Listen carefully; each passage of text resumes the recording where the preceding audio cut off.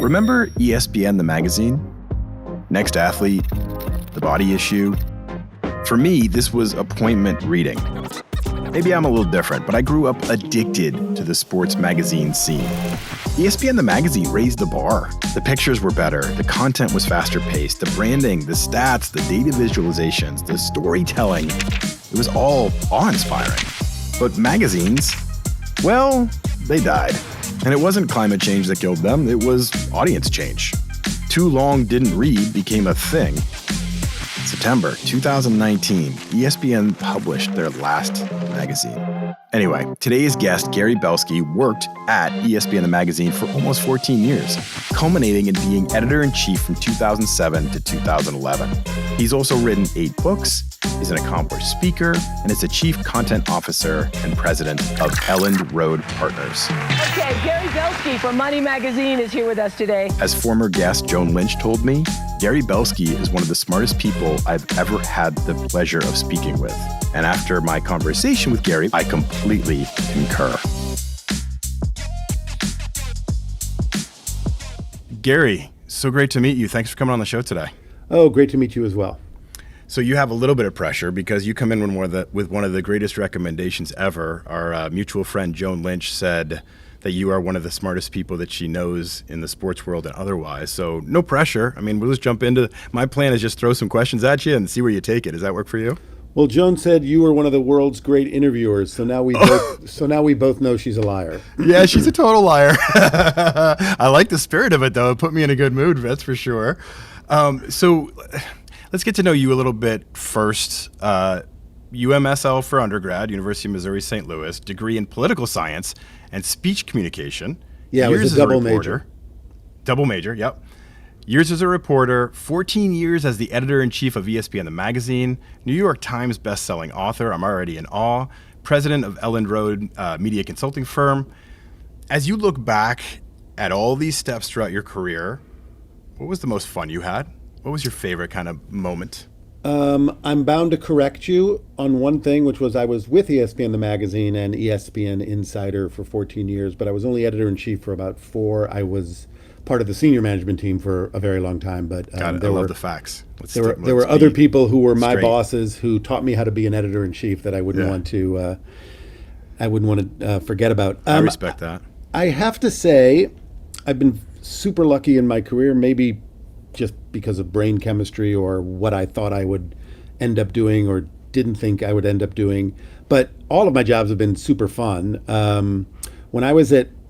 Especially when I was at Money Magazine, half my job essentially was to be on TV talking about money in a way that large audiences could understand. And so, I wrote and reported half the time, and the other half of the time I was a regular on CNN and a semi-regular on Good Morning America, and I would go on Oprah and Hard Copy and CBS This Morning and talk about money to the general public. That was just super fun because I'd randomly be, the work itself was fun. It's fun to be interviewed by Charlie Gibson or Diane Sawyer or obviously Oprah, but it's also fun to randomly be, going through your life and either having friends say, hey, I was in Zurich and I saw you on CNN International when I was lying in bed, or to be on the subway and have somebody go, aren't you the personal finance columnist on Your Money on CNN? And I'd be like, well, you're spending too much time in front of a television, ma'am.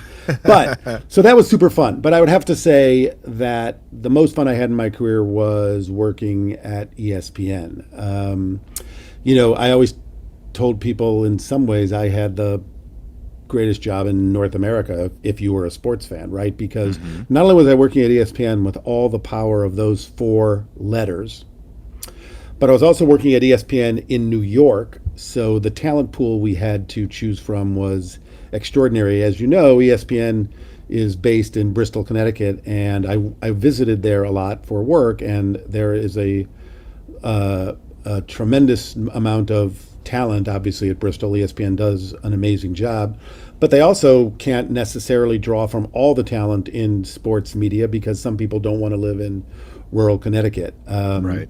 That's somewhat of a controversial thing to say, but it's just a fact. Oh yeah. But so I was at ESPN in New York. So I was surrounded. I worked with, and supervised some of the most talented people in my career, all of whom were sports fans, not necessarily all of whom were traditional sports journalists. And we had the power of the brand, and we had a mission from John Skipper, who started the magazine and who later went on to become president of ESPN.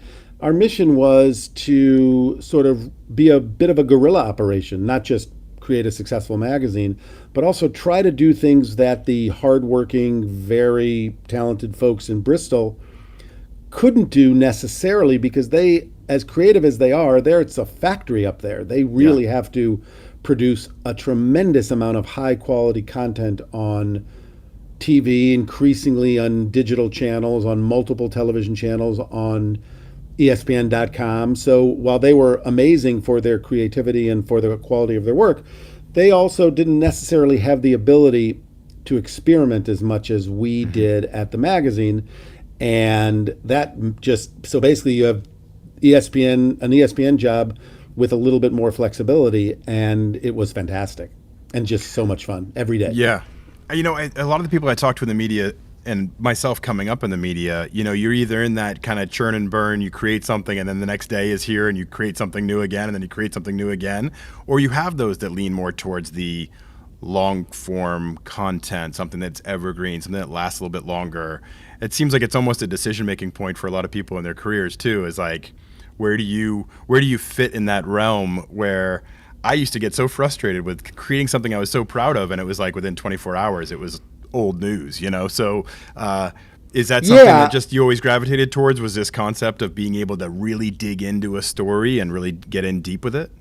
Well, I certainly was. I have at times, reported hard news and been, on deadline for a day or even within a day because of what was going on in the world. But I gravitated towards being having the time to be a little bit more thoughtful about whatever it is that I was working on, whether or not that was business news or personal finance or economics or sports, whatever the case may be. I have to say, by the way, that we don't want to give short shrift to the ability for people who are grinding it out or churning and burning to also come up with amazing franchises. Remember, it was ESPN in Bristol that came up with 30 for 30, that came up with a lot of conceits that still drive the ESPN brand and in general change sports journalism. So they were able to both grind it out and run a high-speed sports content factory, and also take the time periodically to create an E60 or to create a 30 for 30, things like that.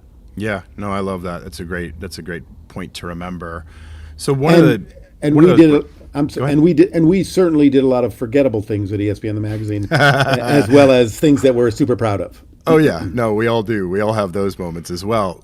It's one thing when you were at ESPN the Magazine, one of the kind of cornerstone pieces of content that you and your team came up with, it was 2009, was when you started the body issue. And it's kind of funny. I went back and looked at that first issue of the body issue, and it was the first time I had thought of Jabba Chamberlain in a long time, which was kind of funny. You look through these pages and you're like, oh yeah, 2009. Wow, that was a long time ago.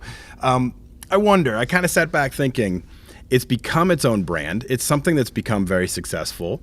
In today's kind of vibe, societally, if you pitched an idea like that today, do you think it would get made? I didn't think it would get made when I pitched it 12 years ago. And by the way, I don't know whether or not they're going to continue doing it. I mean, things have been, they had a 10-year anniversary about a year and a half ago, and then the pandemic hit. So I have no idea whether or not ESPN is going to continue the franchise. I don't know. I think ESPN, it was a pretty out there idea back then. And I've told various parts of the story over the years. But, we were able to pitch it partially because we had earned a fair amount of trust, and partially because we had a staff that was so diverse then and so smart about all of the potential pitfalls of that issue in that franchise, that we were given a pretty long leash, because I think John Skipper and George Bodenheimer, who was actually president of ESPN at the time, and Ed Durso, who was in charge of HR, and lots of people who were very nervous about it. They also trusted us because they looked at our staff and knew that we had smart people, and we also had people who were thinking about all of the ways in which you could screw that up, right? If you just focused it on women, or if you just focused it on skinny tall people, or if you just focused it on athletes with who were classically had classic definitions of beauty. And if you just focus it on abled athletes, right? Like when I look back at that issue, what I'm mostly proud of, and some of it was later in the process than others, but mostly what I'm proud of is that we had full figured athletes, that we had many people of color across the spectrum of what that means, that we had Sarah Reinertsen, who, one of our covers was a triathlete who had a prosthetic leg. Like we really made sure that we were as inclusive as I think we could be at the time. We didn't have somebody who was particularly a senior athlete, but we did the next year. Do you know what I mean? Like we were really thinking about that. And I'll tell you the way I knew, we were super nervous when that issue came out. We didn't know what the reaction was going to be. We had budgeted for something like 60,000 subscription cancellations. Wow. Okay. In a 2 million circulation magazine. And by the way, we ended up only having about 600. So it turned out to be really well received. And I knew it was going to be really well received.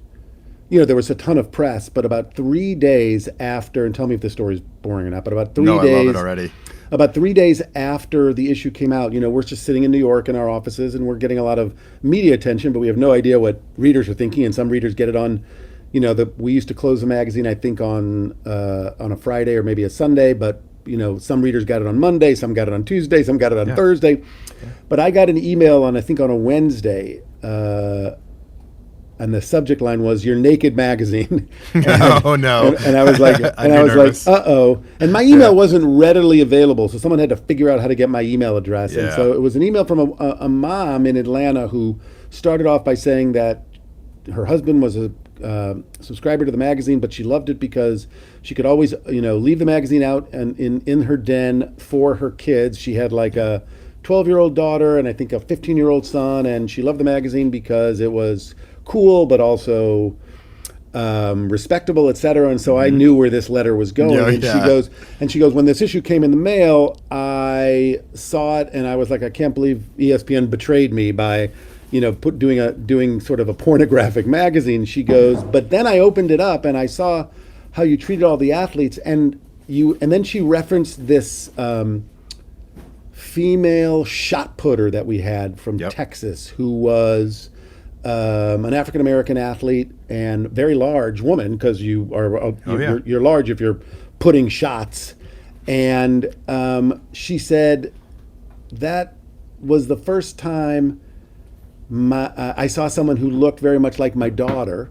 Mm-hmm. And so I put the magazine on the table and opened it up to that issue, to that page, right? So I went from thinking this woman was going to tell me, I can't believe ESPN betrayed me by doing a magazine with nude pictures in it, to having this woman tell me that we treated an athlete that, was an image of her daughter, older, so well that she was, rather than hiding it from her children, she was going to open it up to that page and leave it, on their den coffee table. And when I read that, I think I printed it out and I showed it to a few of my colleagues, and I was like, this is going to work. Because if we're getting this kind of reaction from the mom of a 12-year-old in Atlanta, we're doing okay. That is so powerful, to give young people, any person, a visual of what can be, and just to show it as, you aren't unable to achieve or do this or do that. Like this is you can be in ESPN the magazine. You can achieve. And as a parent, that's the message you always try to give to your kids too, is that anything's available to you. And the fact that you were able to get that across through the body issue, I think, is something that shouldn't be forgotten. As we talk through this conversation and we go through, where we are in society right now, one of the big things we talk about a lot is mental health and of athletes. And we're wrapping up the Olympics now, and I can't stop thinking about what just transpired with Simone Biles. I've been thinking about it so much. And clearly she is a world-beating GOAT athlete, and she took a step back for a myriad of reasons at this moment. And so many people got angry with her. And I just I still can't fully wrap my head around it. It's trite to say we're a polarized nation right now. We all know that, right?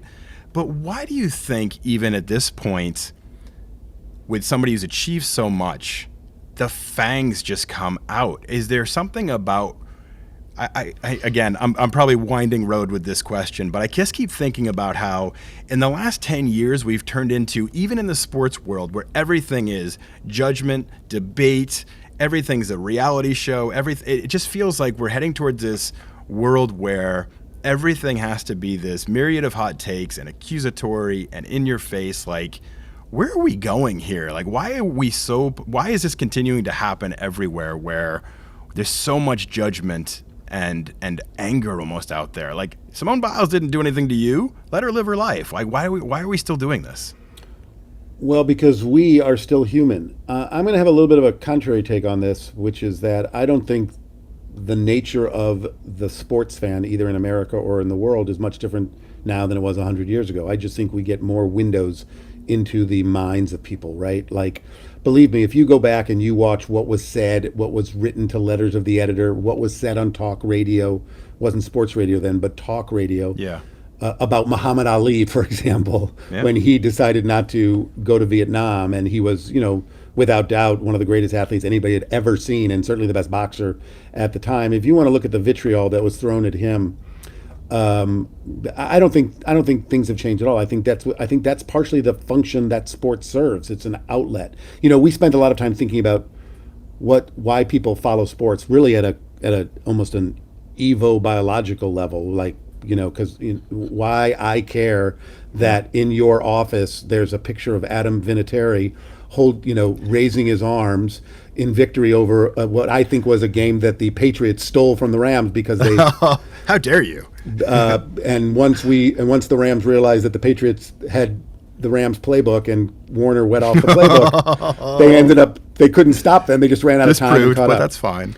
But why do I care that much about it? I didn't, I've since, talked to I got the Carolina Panthers one here too, when he hit the one there. So does that one count? I got Carlton Fisk up here too. Again, around anyway. Exactly. So, but why do you or I care that much about these guys wearing laundry that, and so we think a lot about that. But I think one of the reasons why sports matters and why we care so much about it is it's a way we signify ideals.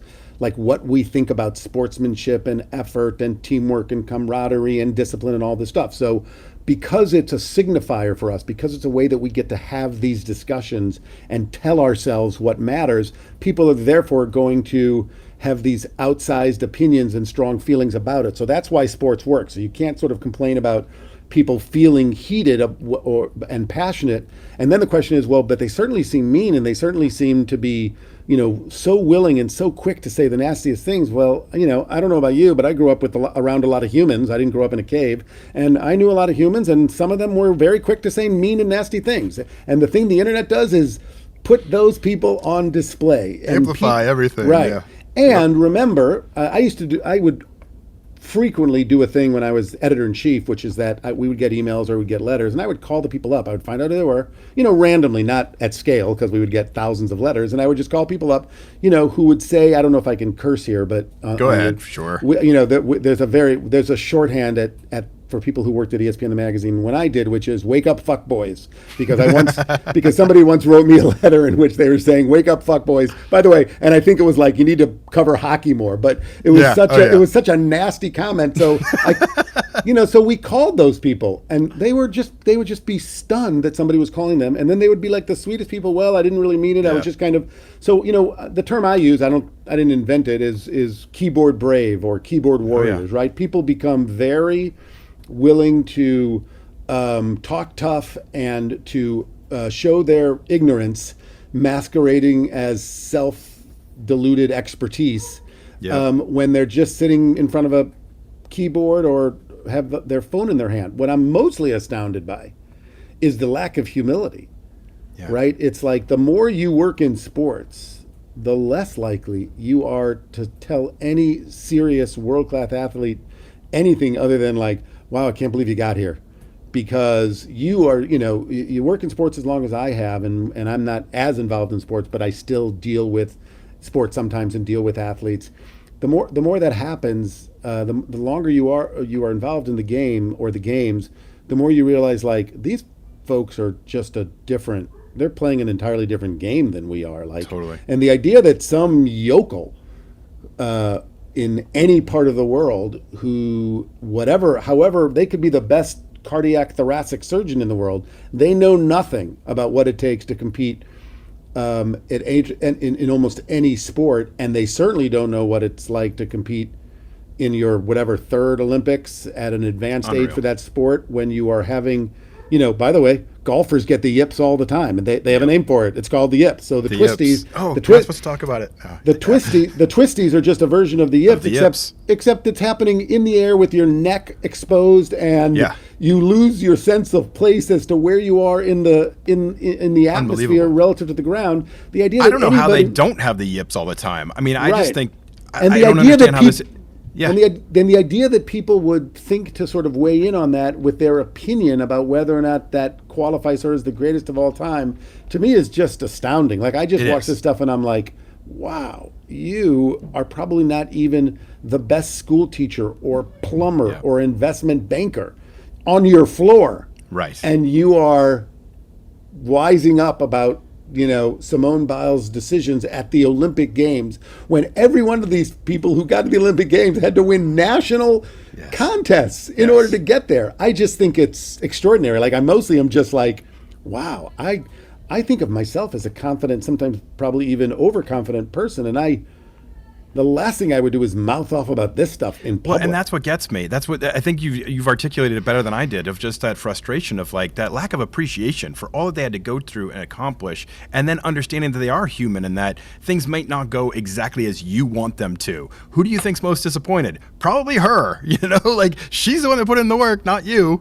And I think like it's something funny that I think about with my kids a lot is like, every show, whether it's The Voice or American Idol or Shazam, all these different shows are judgment. They are saying, you were okay here, you weren't great there. And now I feel like my kids see somebody singing at the mall and they're like, yeah, it was a little pitchy for me. And I'm like, you're 12, just say this is really cool. Like, there's this spirit of judgment that I just can't get past sometimes. Yeah, I mean, the truth, of course, is that, and Simone recognizes this, and so do most of those people on The Voice or America's Got Talent, which is that, and I have friends who have been on America's Got Talent, is that you recognize, like, okay, I'm putting myself out there, and I have reasons for doing that, and I'm going to get some benefit from it. And so for the most part, she didn't, she remarked as to the level of vitriol and the level of nastiness, but she also didn't back down and stayed, continued talking and let out information, for example, about her aunt, dying, a beloved aunt dying. She was in the game, and I don't feel sorry for her in that way. I don't feel sorry for the athletes, because I think most of them are inured to this, and even if they're not, I think they have the discipline and the ability to self-talk to sort of get through it, and they have a big support system. And even if they're not, I think they can recover. They're not being shot, and they're not being killed, and they're not being locked up. I'm just at the same time as I marvel and impressed by anything they've achieved, I'm just separately thinking, like, who are all these people and where do they get that level of confidence? It's unbelievable. Because I've been in sports journalism for 23 years, and all I do is go, wow, wow, wow. Constant and when people don't win or can't make it, or decide to jump into the pool instead of doing a dive, as that one diver did on her last go, I'm just like, I just can't even imagine what's going on in your life, ma'am. And good for you for putting yourself out there. 100%. So dovetailing, but I don't think it's any worse. I'm of the belief that we know more about our ids, right? The internet lets us put our id out there without having any responsibility to self-edit. But I think Muhammad Ali is a great example. You're exactly right. Can you imagine the internet during the period from 1966 to 1972, when when there were explosions in America almost every other day from people who were anti-war, when there was 2 years of inner city looting and burning, when there were protests after protests after protests? What would the internet have looked at then? Yeah. I always tell people to this is off topic, but whenever I get into these discussions about how bad things are now, I always tell people you need to watch the Christmas episode from All in the Family, which is about draft dodging, and literally it's a comedy, and literally it's an hour-long comedy, and then there's a 10-second passage of screen time at the end of that show. And I don't tell people what it is, but I said, you watch that and you will understand where America was in 1972 or 1973, and it will make you rethink that things have not been as bad as they are right now. It's one moment by Carol O'Connor, who played Archie Bunker, and when you see it, you're like, holy Moses. Yeah. I mean, you're right, and we all need perspective on this. Just sometimes it's so in your face now with social media and other ways to amplify your message. And sometimes Put it the hits phone you, down. and you're just like, but just stop. Just everybody take a breath. Like give everybody some grace. Like just back away sometimes. But anyway, we'll pivot a little bit. Back then in these areas that we're talking about, 2009 and before, smartphones weren't quite what they are now. Everybody had to tune into SportsCenter to watch highlights, or grab the newspaper or things like that. Sports content has gone through one of these fundamental changes. Things just aren't the same anymore. When you think about sports consumption and the dramatic shift it's gone through, what content works nowadays still? Like, what is the way to get that sports content out to the audience in a way that they want it and need it?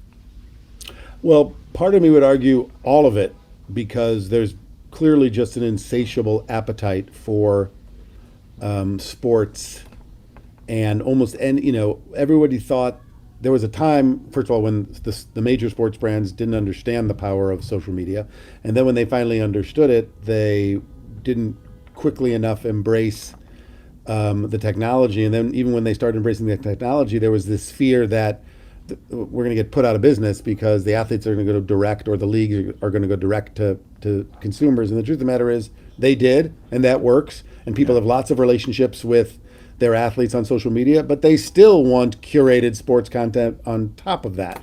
So part of me thinks that it all works to some extent, but obviously if you look at the ratings numbers for SportsCenter, which is one of the biggest brands in sports history, right? In the history of sports, ESPN might be one of the top 2 or 3 brands, but I got to tell you, SportsCenter is also one of the top 2 or 3 brands in the history of sports. The hosts were our icons. And the ratings are down. They just are, because I think that kind of programming is weak, or is not the quality of SportsCenter is fine. It's just people aren't necessarily don't need to go to SportsCenter to find the scores, and they don't even need to go to SportsCenter to see what the national conversation is, right? I remember when I was in college, USA Today started, and the best thing about USA Today for someone like me was it was a second way to see whether or not St. Louis sports teams mattered, other than waiting for Sports Illustrated to put a Cardinal or a Blue or a Missouri Tiger on their cover. Now, if Sports Illustrated, if the lead story of the sports section, had something about the Blues or the Cardinals or the the St. Louis Cardinals, football Cardinals, then I was like, okay, we matter now. So that's what SportsCenter was too for the longest time. Like, are they paying attention to my team's game?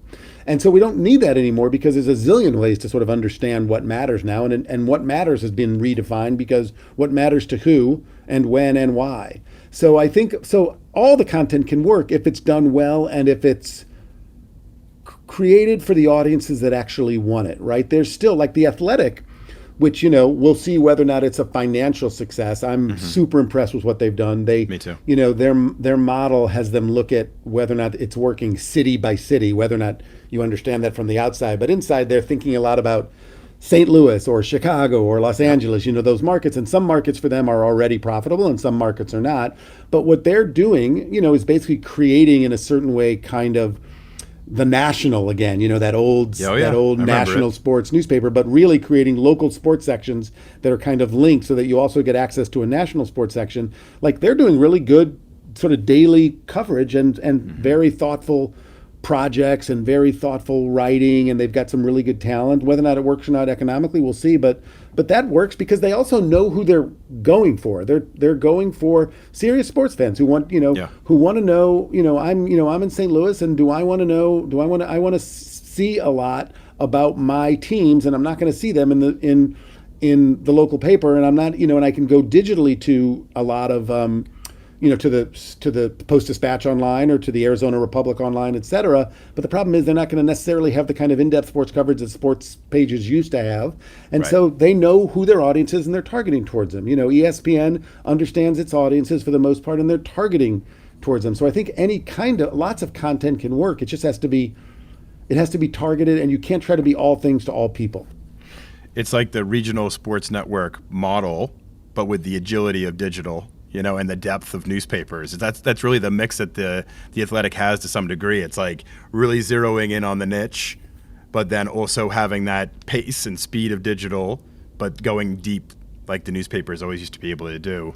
Yeah, and also bringing audience with them, right? Right. You don't have to be an idiot to realize that when they hire people, they're hiring people that have pretty significant Twitter followings. Oh, that's for sure. They've done a good job of bringing in talent. For right, sure. So that those people will click on those stories, and that some percentage of them will start to buy subscriptions, which is, again, as a person who who thinks content is better when people are paying for it directly rather than when people are selling their souls so that advertisers can reach them. I'm all in favor of models in which subscriptions drive the success of the business, because I think there's that's more likely to have the kind of talent and have the kind of quality of content that makes the world a better place. Yeah.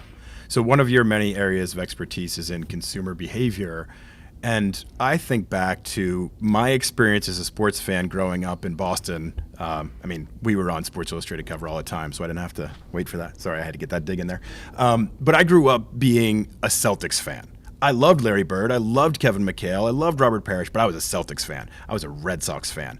I was a Bruins fan, et cetera, et cetera. Okay. So you're grateful to my Cardinals for basically lying down on purpose in 2004 and giving the Red Sox very kind of you. Giving the Red Sox their first World Series in however long, so that we could shut up these Red Sox fans. It was very altruistic of you. We did it as a national service. Yeah. It was a service, exactly. When else is the most storied franchise in all of sports, the St. Louis Cardinals? They wanted to be part of the story. Going to lose 4 in a row like that. Yeah. Come on. The most storied. Okay, we'll talk about that off there. Well, major league sports. I don't really count the junior circuit, meaning American League Baseball.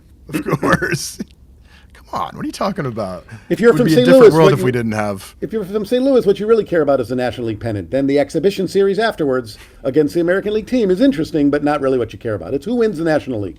You have a very confident way of handling a sweep. That's amazing. So go back to the question I was trying to get to. Sorry. No. I love it. It's great. Today's sports fans seem to be more focused on the athlete. So they're more Steph Curry fans than there are Warriors fans. And there are more, Mike Trout fans than there are Angels fans. And this is proven. This is talked about and debated and whatever. Why do you think that change occurred? And do you think that helps or hurts the industry moving forward? Does it make more sense to really lean into this concept of the athletes are the stars and it's less about our team logo? Or is it more about is this good for the business moving forward? I guess I'll ask it that way. Okay, so first I have to go back to your setup for this question, which is that you described me as having expertise or being an expert on consumer behavior. Yes. I'm a journalist, and what I have is lay expertise. I have never done original research in a way that an academic has, or anybody who's a professional researcher. What I do is I'm very good at reading studies and paying attention to experts and then being able to talk about them and write about them and lecture about them. You're smarter than me at consumer behavior. No, I'm just doing it because we're at a time where people go I've done my own research and I'm not going to get a vaccine. And the research is they've read things on the internet. Right. Yep. I get you. When as opposed to doing actually real research, right? Yeah. So I'm careful myself because I write books and I get hired to give lectures about subjects, and I'm very careful when I begin to lecture. I always say I'm not the expert. I'm good at making the expert more understandable to you. Yeah, that's great. So I've thought a lot about what you're asking, and I think, look, first of all, anything that makes us less tribal these days is good. So the fact that I'm not as concerned about the tribe I belong to, which sports team am I willing to kill for, or which city do I sort of think is somehow better than any other city because my parents randomly gave birth to me there.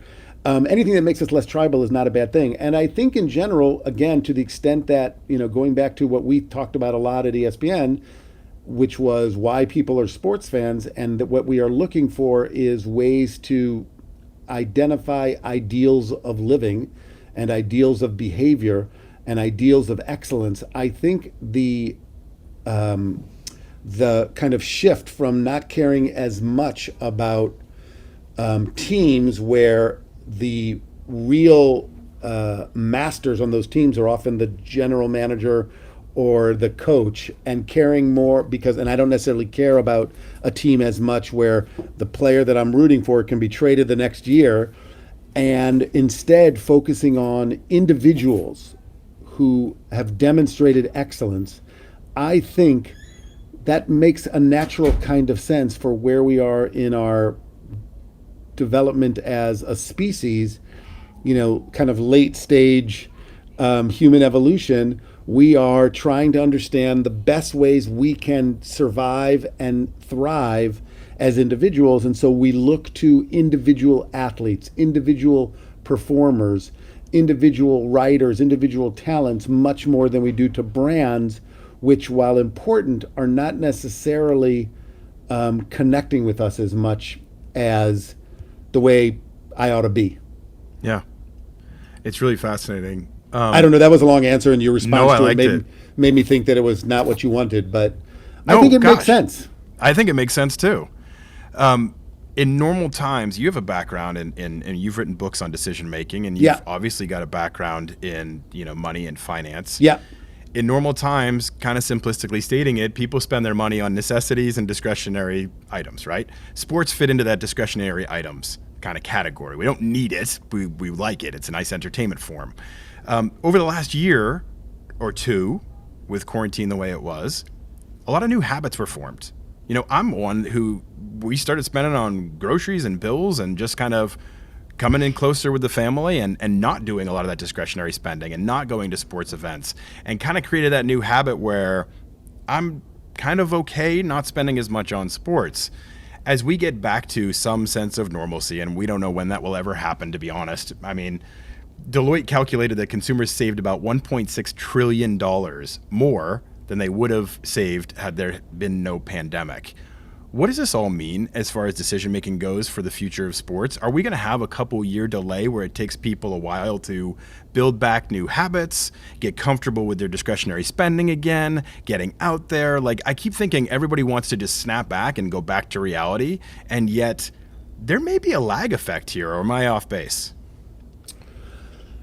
I think you're I don't think you're off base. I actually think you said one thing and then summed up in a different way, which is I think it's going to I have a tendency to do that. I think it's going to take a couple of years, but I think people are going to mostly get back to business as usual not completely, but for the simple reason that, we as a people, as peoples, we did those things that we did en masse. Millions of people going to sporting events, millions of people tuning into sporting events. I'm just focusing on sports here. Millions of people doing all those things because we got a lot out of it. And I don't think that's going to disappear. I think those were satisfying basic human needs. And we, going to movies, going out to eat, going to music, to hear music live. Why do people ever go to hear music live? Because there's something about being in a group of people and hearing music live that's different than hearing the best recordings possible. So time has proven the value of all of these things people think might change radically, and I'm not so sure. Remember, radio's still not dead. Mm-hmm. Radio was going to be killed first by television, or first by the movies, then radio was going to be killed by television, then radio was going to be killed by the VCR, and television was going to be killed by the VCR, and movies were going to be killed by the VCR, and then radio was going to be killed by the internet. Radio's still a vibrant industry, not as vibrant, but it's still something that people do, right? Podcast basically is radio. It's just radio. It's just radio that you are your own, programmer. And so I think that I'm not as quick to sort of say that these habits that were built up over long periods of time are going to go away completely. It doesn't mean that people are not going to be watching more esports. It doesn't mean that people won't be switching their allegiances or figuring out where to spend their money differently. But I don't necessarily think that the model for Major League Baseball or the NFL or tennis is going to fall off the side of a table. Mm-hmm. I don't. But I think, like you said, it's going to take people a couple of years, first of all, until there's a sort of an understanding as to where we are from a health point of view, but also just as people, start to think like, well, what really matters to me and what doesn't matter to me. But I think these are all gathering events. These are all events for people to connect, and I don't think those are going to go away. And to be part of. There's a loneliness epidemic in this country, fomented by social media. And one of the things that sporting events do is bring you with people, right? So I don't think that these things are going to fall away dramatically, but I do think, as you said, that it's going to take a little bit of time for us to settle back to a new normal, which will probably be 15% different than the old normal, but not that much more different. Not that, yeah.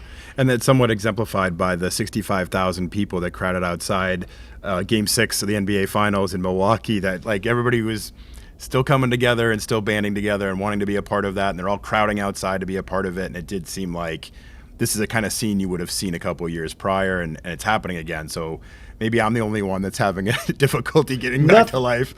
Nothing is more astounding to me than those times when, in the Big Four sports, the fans of a team that might clinch a title, or actually just during a playoff championship series, when their team is away, are sitting together in a stadium just watching a big TV. It's unbelievable. And that's it. Like, of course, I'm sure, as you know, that what's most recently in my mind about that was when the Blues defeated the Bruins for the 2019 Stanley Cup. I should have known this was coming. And, that did hurt, by the way. And that was a tough one. And in St. Louis, they're all sitting there watching, a big screen just so they could be together when the Blues go to Boston and win an away game to clinch the Stanley Cup for the first time in their history in the NHL. Starting to sting a little bit. People want to be together. I like how you wrapped that all in there. That was well done. I'm just going to let that lay as it is. Well, so, you're a gracious host. I'm a gracious host. I'm a good spirit here. So one of the things that interests me the most, because by the way, arguably the most famous, second most famous image in American sports after Muhammad Ali standing over Sonny Liston, the second most famous image in American sport image is Bobby Orr flying through the air after beating the Blues in the Stanley Cup. I wasn't going to mention it, but since you brought it up, it was on my mind. As soon as you said the second most famous image, I said Bobby Orr, so I knew where you were headed. So I'm not going to feel bad about giving you some guff. No. You guys have owned us. I enjoy it. I mean, you're in Boston. We just win championships every year. It's kind of tough. I mean, it gets a little bit old hat. I know. It just doesn't feel as special anymore. Tom Brady did, and now it seems Tom Brady wins championships in Tampa. So it's true. It's not quite the same though. It was much better when he did it. The worst thing to happen to Tom Brady was Matt Castle, right? Yeah. Because you were thinking like, wow, Matt Castle won 11 games. Maybe it's just about. And the worst thing to happen to Bill Belichick was Bruce Arians. Yeah, for sure. Because now Brady's like, wow, I could have been having fun this whole time. It turns out you're thinking like, maybe it wasn't Belichick. Maybe it's just like you have Tom Brady. You're going to win half your, you're going to win. I could have won and actually had fun too. This is amazing. Yeah, I know. It's like the things we don't want to say out loud, but we all see and know. So, okay, we'll pivot to Nick Saban a little bit then.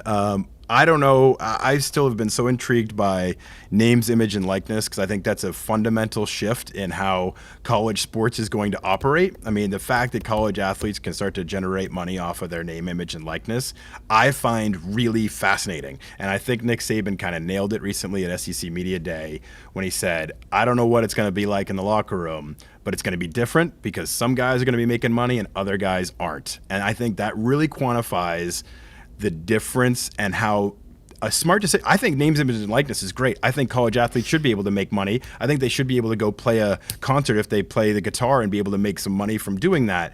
All for it. But I do think there's going to be a human aspect that starts to come out of this. These are young people, young men and women, student athletes, lots of pressure, money comes into it. It changes everything. As we look back a year from now, how do you think this is all going to look and play out? I think it's fascinating.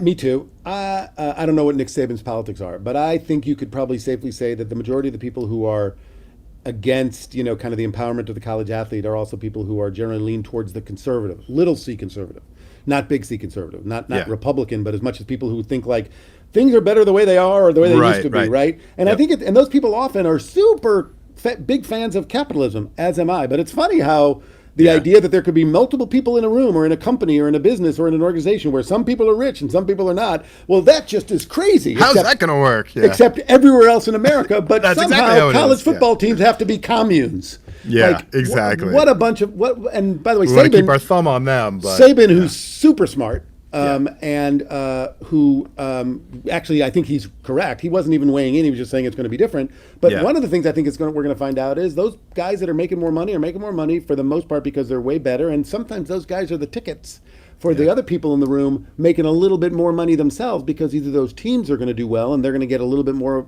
time in the spotlight and get drafted, or they're otherwise going to be able to sort of leverage their experience on Alabama or UCLA or Texas or, my God, Boise State. They're going to be able to leverage that exposure that those higher paid athletes have gotten into post-college football success themselves. And so those, as you know, athletes in general, especially linemen in football, are super smart. And they're going to figure out that, like, this is good for us too. Yeah, we're going to have to keep these guys from having swelled heads. We're pretty good at that anyway in locker rooms. Locker rooms have a lot of their own forms of justice and social hierarchy controls. So I think it's going to be different. I think Saban's right. I think it's going to play out in sort of interesting ways. I'm sure there's going to be moments where it's going to get a little bit, if not ugly, then awkward. But for the most part, like, it's worked in America, capitalism. Right. It can probably be able to work in college locker rooms. Yeah. I do think it's so cool though. Like, I keep saying this on this show. Like, I think the thing that doesn't get I talked worked at about ESPN. enough, If you don't think Chris Berman made orders of magnitude more money than I did, I managed more people than Chris Berman did. Right. I don't know if I worked harder or not. The guy was a hardworking guy, but I guarantee you he made 10 or 20 times more money than me. Like, I was able to deal with Chris Berman just fine. I didn't because Chris Berman got his, good for him. He deserves it. I deserve what I got. That's America. That's America. Exactly. Right. One of the things I think that is getting underreported in all this legislation too is that I actually think it helps a lot of the smaller programs. I think it helps a lot of the softball teams and wrestlers and water polos who can start to build their own personal brand, get a social media following, bring additional eyes to their program. Like, I do think that this can help out a lot of these smaller programs if they go about it the right way. They start. I mean, if you think about the Harvard baseball team, you are very smart. We're gonna realize in a year and a half that all of a sudden we know, I'm making this up, we know a lot about track and collegiate track and field now, because there's some really hunky male athlete who has somehow become like a celebrity because of TikTok and because and then he starts getting leverage and somehow he's on a dog. And all of a sudden they want to broadcast their games on ESPN3 or the Ocho. It's like they become personalities. We don't even, as Jeff Goldblum said, it's like, we don't know what's going to happen when all this is unleashed, but most of it will be good, because what fundamentally is happening is a good thing. Right. People are being rewarded for their work product. Yes. And that's what great. And that's what America's about. And we'll see how it plays out. There will, of course, be bumps in the road in the same way that, like, my dentist got the vaccine and had his heart had his heart kind of swell up, and I said to him, "Oh my God, do you regret getting the vaccine?" And he, the COVID vaccine, he goes, "Of course not. I'm a scientist. Like 100 million people get a vaccine. A few hundred are going to have their heart swell up. I wish it wouldn't have been me, but like everybody needs to get the vaccine, right?" And so when we start paying college athletes, or college athletes are allowed to make money, sure, there's going to be some rough spots. That's okay. That doesn't mean that it's not a fundamentally a good thing. And of course it's a fundamentally good thing, because any other 19-year-old in the world who's working and making money for a large organization, we would expect to be compensated. Fantastic. Love it. I get excited by these like fundamental sea change moments. Like, I think this is a huge landmark moment, and it's probably not getting enough conversation. I think it's so cool. It's so fun to watch this play out. But we're also talking about things like NFTs and players as angel investors and equity deals now as part of, I mean, it's super exciting. It feels like there's a lot of cool things going on right now. I'm not asking you to predict the future, but is there anything you see that's happening and we'll finish up with this because you've already given me so much of your time, and I know you've got some other things to do today. I'm enjoying this conversation so much, I keep going, but I want to be respectful as well. But are there certain new emerging frontiers? I mean, whether it's sports betting or some other thing that you just think is the thing to really keep an eye on as we move forward? I mean, look, I'm one of my close friends and a former colleague is Chad Millman, who took over from me as editor-in-chief of the magazine and became editor-in-chief of ESPN.com, and then he started the Action Network, which just got recently sold, and that's at the forefront of sports betting.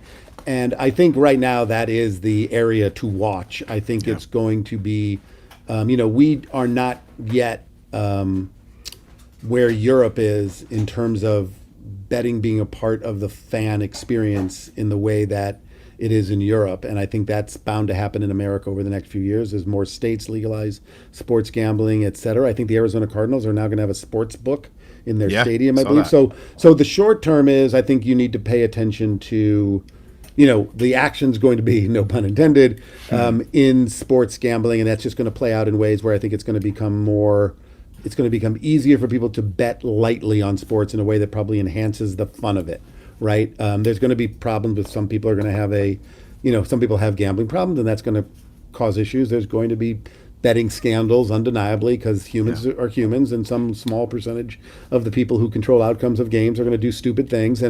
But I think sports betting is where there's going to be short-term kind of change and interesting things to watch. In the long term, I don't know. I think it'll be interesting to see.